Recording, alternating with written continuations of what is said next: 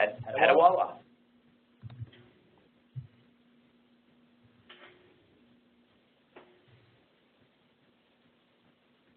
Everybody can see me now? Green duck again. So this is me in Petawawa in my office.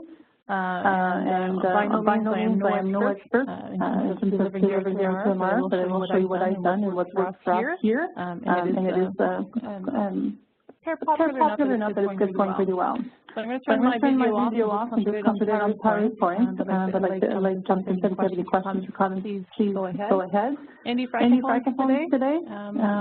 Maybe somebody wants to raise your hand if you're a francophone. Okay, Michelle. Trying to see anybody else.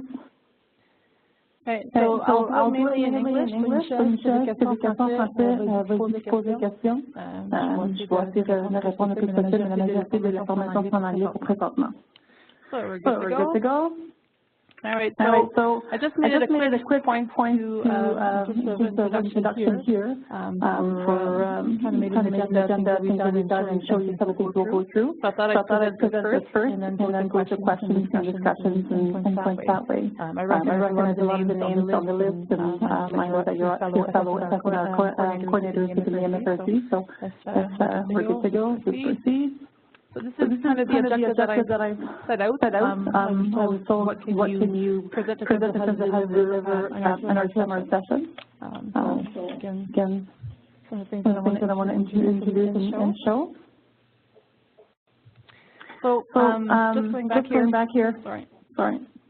Basically, I'll share things that I do in terms of R2MR. And the best advice I can say is incorporate in everything that you do, and I'll show you how I do that. And definitely tailor the presentation. So I honestly say that the presentation that I do offer is not exactly verbatim as R2MR. I keep the main components of it. I name it as a part of the opener, and I do give the credit back to it and the introduction of how it's done. I will do the surveys at times, and I say at times because I found the public has had a hard time having them fill that out. And so if I get to that situation, I'll do the overall survey versus the R2MR survey. So again, I've just tailored it the way I've been able to give the bulk of information and how to do it too. And then I'll show you how we advertise and set up, and then we can talk about challenges and brainstorm. So when I say I incorporate R2MR in everything I do, it's part of my presentation in terms of pre-deployment briefings, whenever I have that interaction with soldiers and units. I always bring in these slides. And so I'll start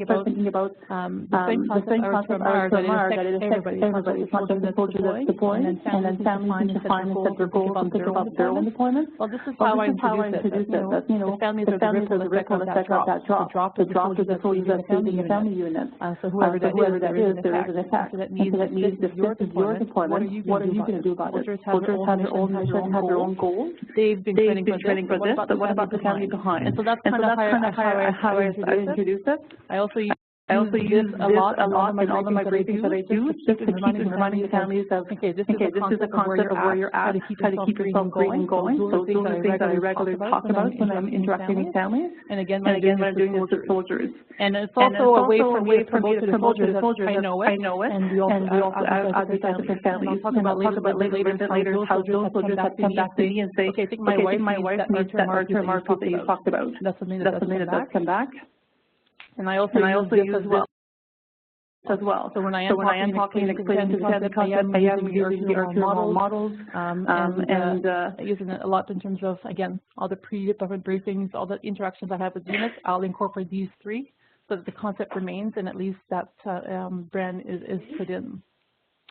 And so when I'm talking about how I tailored our presentation, so for example, I just did 2 sessions last night. It's just a good coincidence there. And I had 15 people registered for between the 2 sessions. And because of, again, emergencies and things that happened, only 9 showed up last night. So in total of 2 groups, one in the afternoon and one in the evening. I set up our sessions to be 2 hours long, and it was about what we call deployment readiness, and I'll show you that a little bit later. And so here's how I modified that presentation. So the main general R2MR, I removed the goals, self-care, and I only used one of the slides for mental health continuum. So I do talk about it, but I only used one of them. The goals and self-care, I introduced it and talked about it in a different way. So I don't use those slides specifically, but I incorporate it. I've also found that keeping the kids completely separate is easier. I find it challenging when I've got smaller groups and they don't have kids and some don't have kids, or some is parents of soldiers. So to navigate that, I've taken the kids component completely separately, and I will offer it either one-on-one or with a group talking about just solely parenting and kids and doing that part. Things that I've added for us that seems to families have been wanting is information about HLTA, information about the OPSEC, so operational security and different things for communication-wise, and the morale mail is definitely another big thing too. Tools that I've incorporated to kind of do the interactions is I introduced the R2MR app, and then that's where I set up the goals. Because I find families are not really set and ready to actually set a goal when I am introducing it. So I'm still using kind of that drop, that water drop and ripple effect concept. Okay, now you need to start thinking about what your goals are. Now you start thinking about things you can do. When you're ready, here's one tool. Or come back and see me, and I can redirect you, or you can talk about it in just a team setup. So that's where I introduce the SMART goals, the visualization, and some of the mental talk is by using that R2MR app and how to do it. And it goes pretty good in terms of families like, oh yeah, that's pretty cool, and then they'll walk through it. And so I give it examples of how to use it. I also introduced our op readiness tool, because when I am meeting these families for deployment readiness sessions, that's where they're kind of a bit lost and they need a little bit more structure and guidance on what do I need to think about, what do I need to plan, what information do I need or don't need. And so that for me incorporates very well in our deployment readiness. We go through a little bit how to use that too. And then the last one I find also as part of the self-care, but also part of the goals, is the Esquimalt app, so the MFRC app. I also introduce that and then show them actually, I have my phone out and I go around table to table, show them how to set it up, how tips that gives you information, resources, and how when they're traveling things can happen as well. So that also seems to be very, very receptive.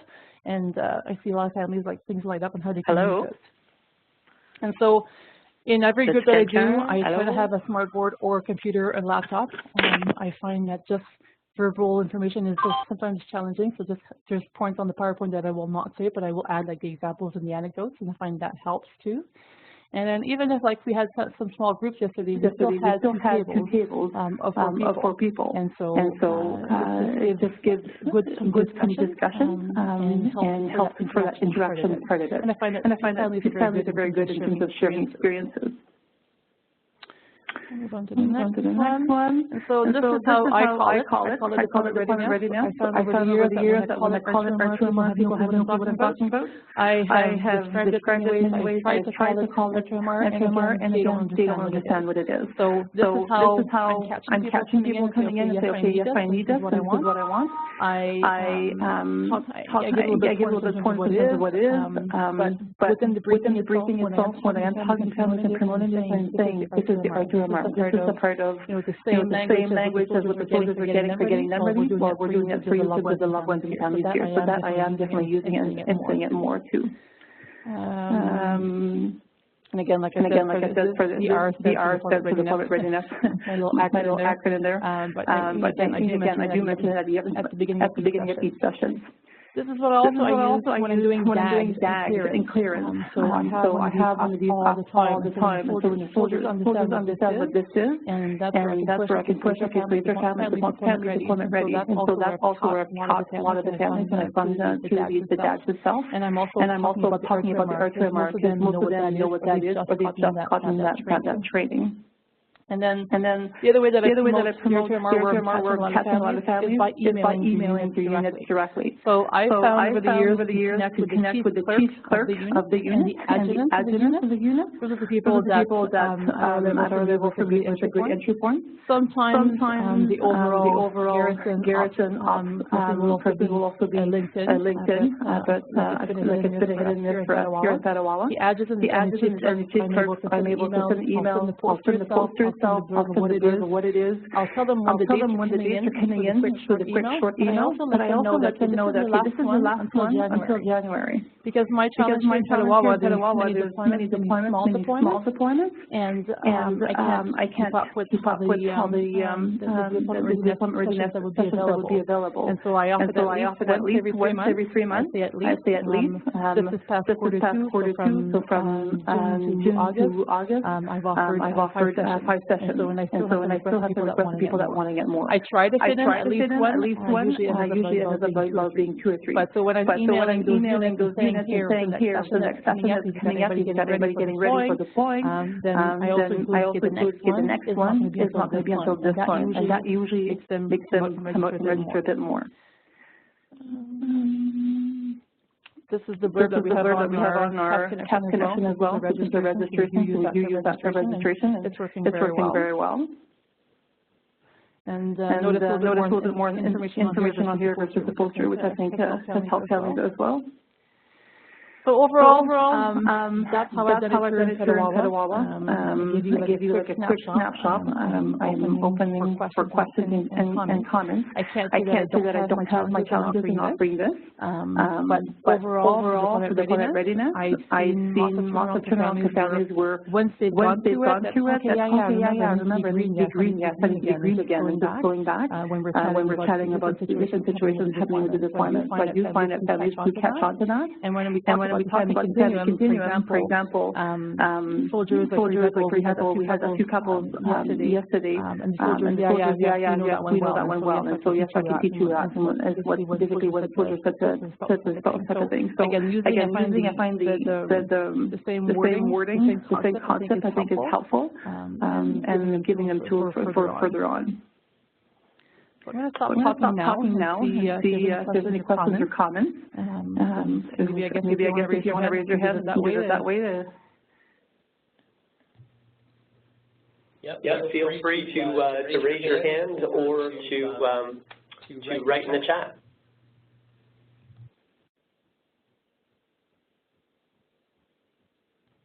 Hi, Sandra. Hi, Francis. I think it's really smart that you offer two different times on the same day. I'm just wondering, do you daytime one? Do you offer childcare, or is the idea sort of that if there's school-age children there in school and the little one? I'm just wondering how you deal with the childcare situation. So far, I don't deal with the childcare situation. Just for this, because I can't keep up to it. So the need is quite high. So I don't say that I will offer childcare, and it is the concept that yes, if I do it in the afternoon, that most likely they can find a babysitter for the young ones to have a nap, and if the kids are in school, yes. If I have a family that approaches me and says I need help in whatever, I will look into the situation, but it's not something I advertise. And I found it easier to do back to back because my mindset is already there, my room's already set up, and so versus every other week, I find it too challenging to navigate and do. Yeah, it's a smart idea. I haven't offered it during the day yet, but I like that idea where you sort of offer two options on the same day, and hopefully the majority of people get it. That's really smart. That's a good idea. Thank you. Any other questions or comments?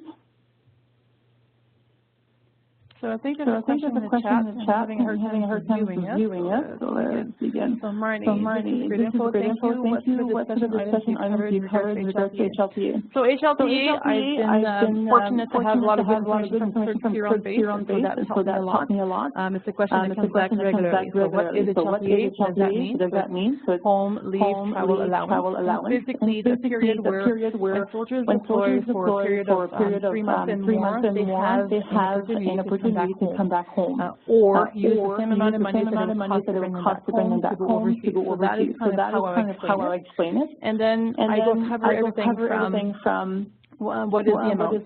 So for example, we've learned here in the process here is that let's say the soldier is coming from Mali to Petawawa, and it's $1,500 for the cost of transportation from Mali to Petawawa. And he's got that same amount of money, $1,500 to spend on transportation only for his HLTA booking. So for example, if he decides to be in Paris with his spouse, well, he's got $1,500 that he can tax on transportation, and that's all train, bus, whatever it is during HLTA, so they can use it, and it's how to permit. So those are the points that I've covered, and make sure that they connect with the clerk. And I also mentioned about to do the research and check-in. For example, some soldiers,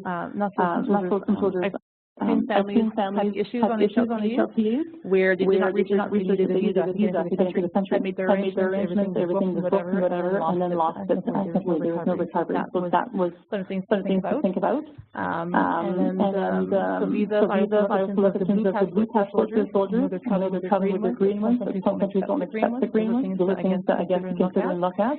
And also that stuck period, knowing the military can change last minute. And so even if you booked off on the 5th of October to, I don't know, the 20th of October, it may change before or after, just depending on operations, and that's just the way it is. And so just some of those points I talked about. I also talked about the kids traveling, making sure they have the proper documentation to travel, and so forth. So those are things that I answer.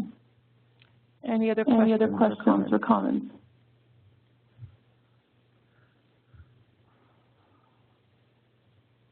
I have a question, Francis. Go ahead. So if let's say I'm overwhelmed with the amount of activities and things I've got going on at my MFRC, and it seems like this is just another thing to add on to the plate. What would you say are the top 3 tips for getting an R2MR session off the ground really quickly? Are you asking as a deployment member or as a general MFRC? As a general MFRC staff person. So, how do I hear or staff? Like I've been here for a long time. I've been here for 15 years. And so when R2MR first started, I kept talking about it regularly. And so I know as an MFRC, we've used our general meetings in terms of teaching it to all the staff. For the same concept that we're busy, how do we manage that? How do we focus and help in a challenge? And I know we're not the only ones that goes through that. And so I've done that in the past. So that's why I say incorporate it in everything that you do. Basically, teaching and life skills that we use all the time, right? So it's my negative thought process, it's my visualization to get out of my comfort zone. It's the whole concept of knowing myself good enough to know where am I in the green zone, or am I just needing a little bit more rest, and that's why I'm in the yellow, to go back to my regular day type of thing. So those concepts, I think if you can grasp them, if you can incorporate them, and then live them, then you're able to better teach them. Because I believe strongly in having families that can take care of their own versus us having to hand feed them. So that'd be the first one. The second one is make sure that through all your connections with the unit, you recognize and you let them know that you're trained and you can do this. I've had units come up and say, hey, we're looking for the family R2MR. Can you do this? Just again from talking about it. And I've also had soldiers for the briefings where they've seen the slides and heard about it and say, hey, we just got this training for us when we're deploying. I need this for myself. When can we meet and doing this for myself? So the more you can talk about it and mention it, I think it's good. And I would not say add it on to everything that you have in terms of MFRC-wise, incorporate it in your programming. So instead of doing, like, for example, a goal setting or something like that, or workshops, then offer the part of the R2MR and the goal setting. So just looking at how you can use the same topic and doing it that way, I guess, is what I can recommend. Okay, thanks. Any other comments, questions? Welcome feedback. Can I ask, so how do we clear all the hands, Jonathan? This new one, I'm not sure how to clear the check. How do you open up the audio, you mean? No, the green checks that beside every participant, if I want to clear them. You just, I think you put under the soft bubble and the check mark, there's the option for clear. I'm not seeing it. Okay, that must be just to the presenter then. Perfect. Okay, so I see Marty had a question, but then I was going to ask a question about R2MR. Go ahead, Marty. Can you send your 3 slide samples for all of them? Yeah, I can send you the 3 deployment briefings that I do have as well. So yeah, for sure, I can do that. I will make a note. Send PowerPoint. Could you send it to Linda McCauley as well? I'll send it to everybody that's on here. Okay. Yeah, and what I can do as well is upload it to the website where the video of this session will be, just so that anyone can access it. No, that sounds good. That sounds good. So if you can clear that hand again, please, Jonathan. I can't do it. So I wanted to ask with a green check, who has offered R2MR? That are enlisted here. Who has offered R2MR? If you want to do a green check. Sandra. Kara. Marnie.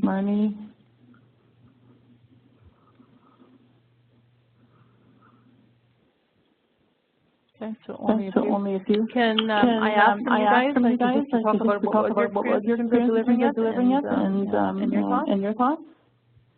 So if we want to go with Kara first, Kara, can you unmute yourself and just share your experience? Sure. Can you hear me? We can. Excellent. So we've offered it over the years.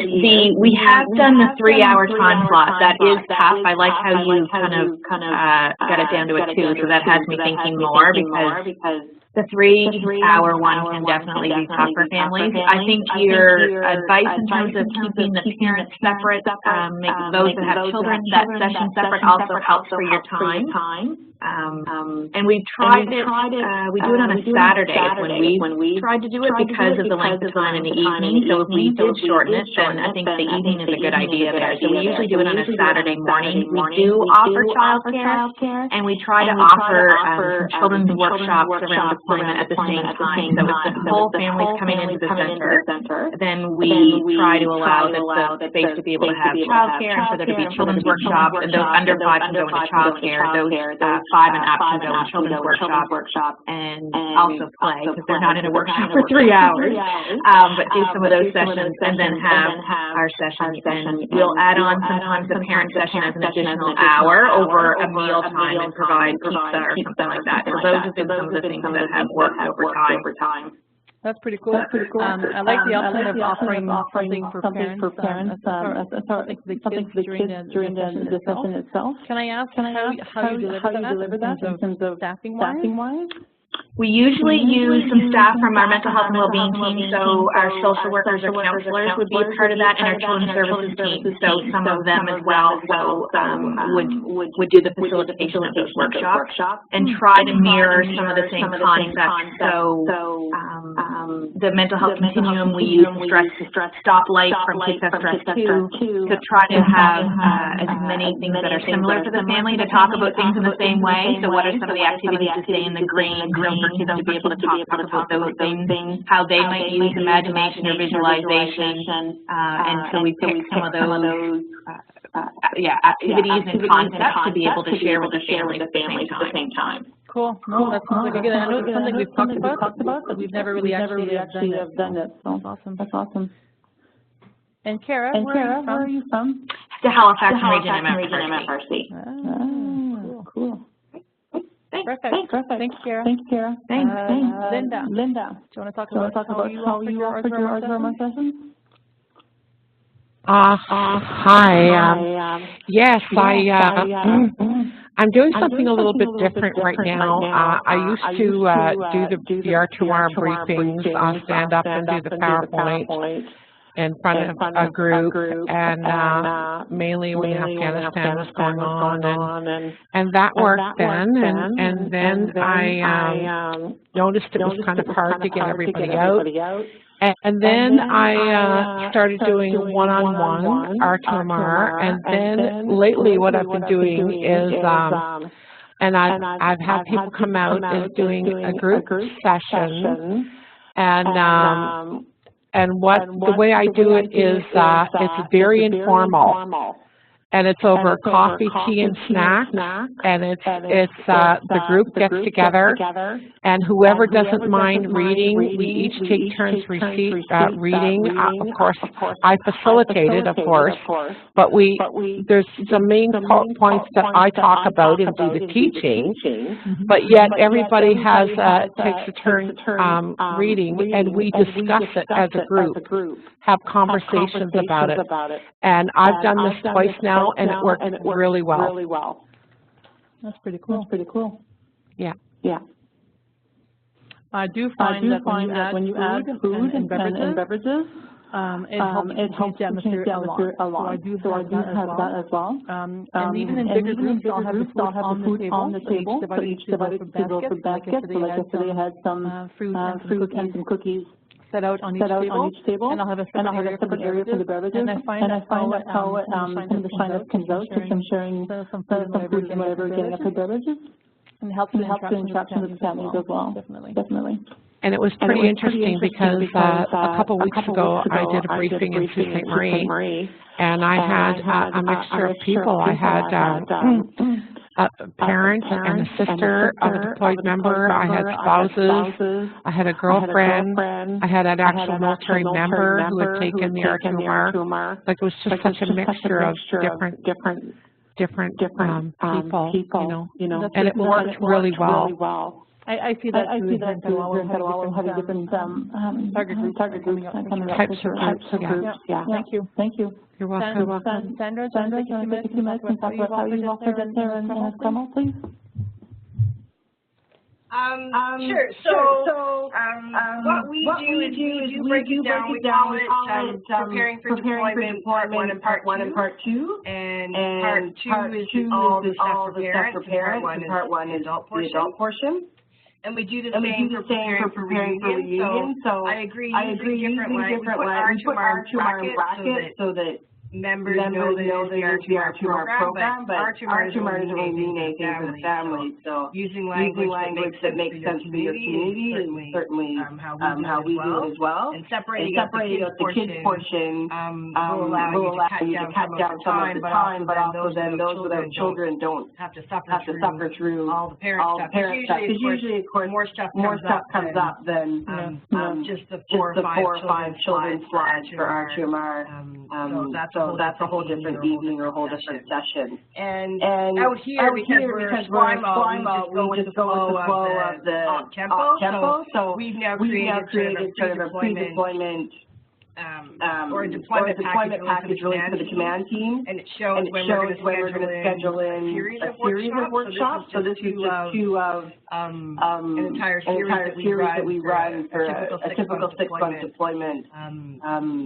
Yeah, I mean, getting people in the building is sometimes a challenge, but we typically will have somewhere, I've done them anywhere from 20 to like, when I get past 30, then I'll have them break into 2. We have 4 or 5 facilitators here for R2MR, so if I get too big, I can break them out, because then you get lost in the shuffle of PowerPoint presentation. We do offer childcare, and right now we're offering an evening session. We do it from 6:30 to 8:30, and we put on deployment childcare. But I am going to look into sort of the idea of doing it during the daytime. We offer casual childcare during our regular daytime childcare session. So I would offer it during whatever day that's happening on, and then people can book their own for the 5 and under if they need to. But yeah, you sort of have to customize it a little bit to your own community and your own tempo. Don't be afraid to sort of go outside the lines of R2MR a little bit to get your community understanding the lingo of it. I think the core of R2MR is very good, and the way it uses the language to sort of get people thinking about preparing for themselves, preparing for what it'll be like. But there's things that are missing we add in, like when we do part 2 for our people with children, we add in the emergency childcare plan, making a family care plan. So we spend a little bit more time dedicated to those participants on how to make up their plan for their children if there is an emergency. So we add a few extra components in, so they're not coming back another night. But we've had good success with it most of the time. Of course, with our bigger ships, we get more out, and with our smaller deployments, we find we're doing a lot more of the one-on-one. So I did do the one-on-one training a couple of years ago in Ottawa, and if you haven't done it, there are great little I want to say there's like cue cards, and you can use those with the families, and it makes it a bit more personal than using. There is a version for one-on-one. If you don't have it, I would suggest you contact John, whoever you have to contact. But the materials for the one-on-one are really good, and the new materials that came out for the frequent interval separation, those are really good as well. The older version of R2MR, I would recommend getting the newer stuff because they've developed some stuff for more of the ins and outs, the people going on short-term training, the people that are doing coursing and coming back and going out. So there are some tweaks made to those that are really good as well. We find them helpful. Excellent. Thank you, Sandra. Yes, I agree. I'm actually going to stop the session here just because I'm mindful of the fact that other people might have some other things to go to. But it sounds like there's a whole bunch of, there might be some opportunities for other web exchanges in terms of the extensions of R2MR and the variations of R2MR. So just send me an email, fire me off a phone call, anything, any way you want to contact me, feel free to, if that would be of interest to you, and we can always set up a web exchange on some of those things so that you guys can learn kind of the nitty-gritty on the one-on-one in R2MR and those kinds of things, because those sound like excellent resources, and we've got lots of expertise around the table here. So thank you so much to Francis for hosting this session and for all of you showing up. And I hope this was useful. Like I said before, this will be up on the website probably in the next few days. And feel free to contact me if there's any aspects of this that you want to find out more about or you want to have another web exchange on. Have a great rest of the day. Thank you, everybody. Bye. Bye. Bye. Bye. Thank you. Thank you.